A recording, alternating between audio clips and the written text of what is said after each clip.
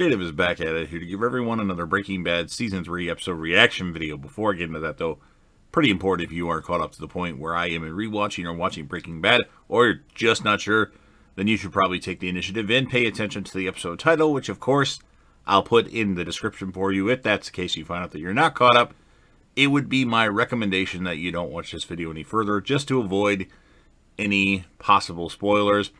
This will be Breaking Bad Season 3, Episode number 9. Title of this episode is called Kafkaesque.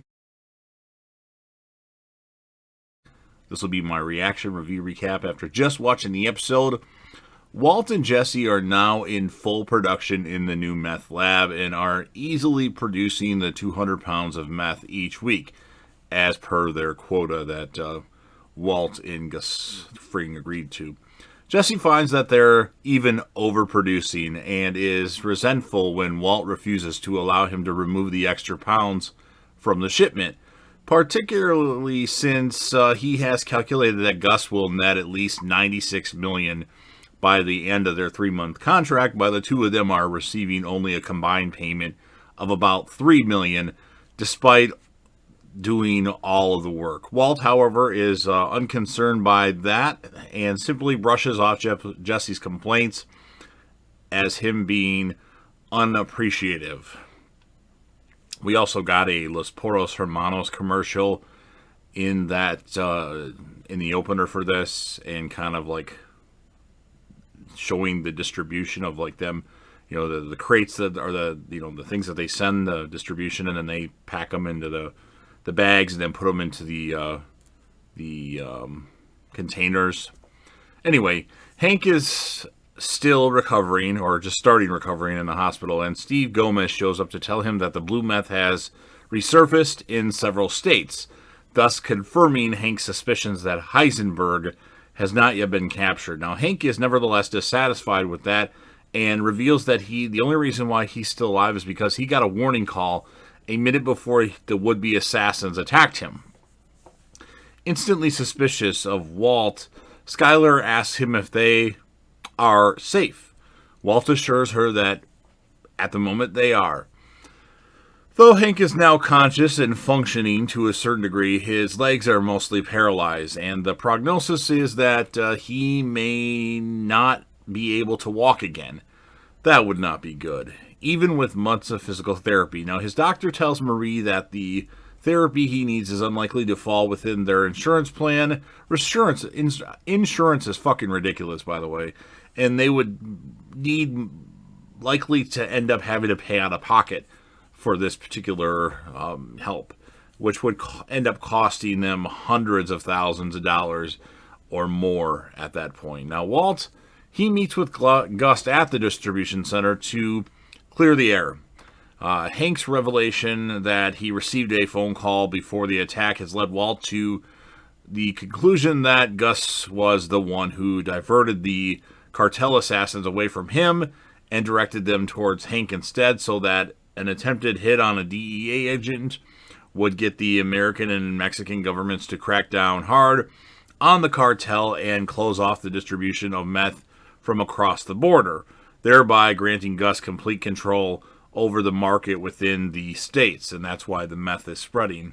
Despite having put Hank's life in jeopardy, Walt nevertheless expresses gratitude towards Gus for saving his own life and commends him for his strategy, saying that he'd had done the same thing in Gus's position, so he likes that idea. Now, he also brings up the issue of not knowing what will happen when his 3-month contract has expired, and Gus promises him security for his family, and also brings up the possibility of extending their contract to a year, which also would increase his earnings from $15 million, or increases earnings to $15 million, and Walt considers this.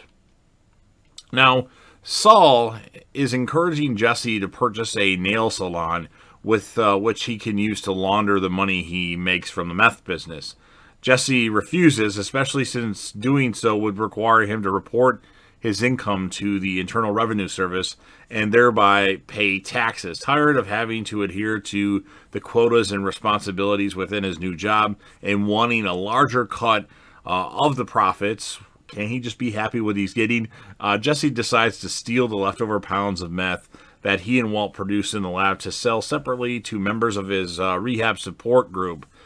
He asks Badger and Skinny Pete to help him with his endeavor, and they do. So Badger and Skinny Pete actually show up at a meeting and pose as two new members and initiate a conversation within the group where they mention blue meth and kind of pointing interest in that, like saying how dope it is and how awesome it is when they were on it, but they got addicted to it. So pretty that's kind of diabolical to have people show up at a an AA or NA meeting and do all that stuff. But Marie becomes increasingly frustrated about being able, or unable I should say, to find means to pay for Hank's physical therapy, as their insurance will not cover certain therapists. Now, Skylar finally offers to pay their bills directly using Walt's drug money. She randomly fabricates a story of Walt being a compulsive blackjack gambler, saying that he has been the cause of their recent marital problems, and she also explains that Walt took to gambling to pay his medical bills after the cancer diagnosis, and after some losses, his winnings have netted them an amount with roughly 7 figures. Marie is left shocked and appalled, but agrees to take their money to pay for Hank's physical therapy, which is kind of surprising. I thought she'd have more hesitation with that. And, Skylar kind of said that Walt did it for his family. He wouldn't take any charity from Gretchen and Elliot Schwartz, and he paid for everything himself. My money! Anyway, Walt expresses surprise in Skylar's ability to come up with such an elaborate story on the fly. Skylar tells Walt she believes she learned from the best, and that she really believes that he is somehow responsible for the attack on Hank, and that she is not forgetting that. So that's how the episode ends. Pretty good episode, although a little slow at times. I like how Walt confronted Gus in this episode. Like, you know what? He gave him all these things that have happened. He's like, I do believe the man I do believe that you made that phone call. Or I don't remember exactly what he said, and Gus didn't try to lie to him. He's just like, yep, I appreciate that, Walter. Anyway, I'm glad there was no Walter Jr. in this episode, because his character is just, I don't know. I can't stand him. I'm really starting to like Hank more than I usually have when I've watched Breaking Bad. I mean, he wasn't really featured a lot in this episode, other than laying in his bed, but his character is catching my eye, and so is Saul. They're becoming more of my favorite characters than they have before, and I'll do another ranking of my favorite characters and favorite episodes, I think, after I finish watching every episode again, which I'm thinking will probably take me another month to finish it, maybe less. So I'm going to give the episode an 8.4 out of 10. Again, it's a good episode, but a little slow at times, but I think it developed the story very well. The character of the episode, I'm going to give it to Skylar for her thinking of that plan, saying Walt had a gambling problem. That was pretty ingenious, and she covered a lot of things that, Marie would ask questions about, and obviously we all know that they come up with a much more elaborate telling of the story. So you've heard what I have to say. Guess what? It's your turn.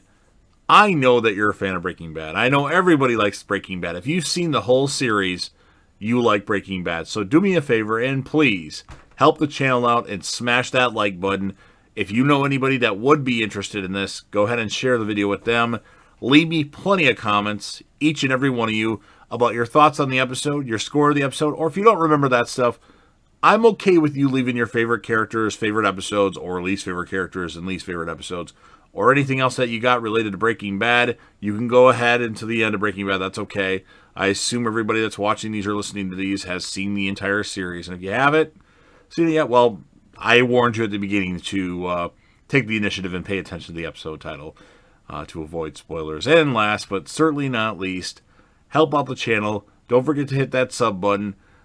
Subscribe to this amazing channel. Show your damn support. Be a part of something special.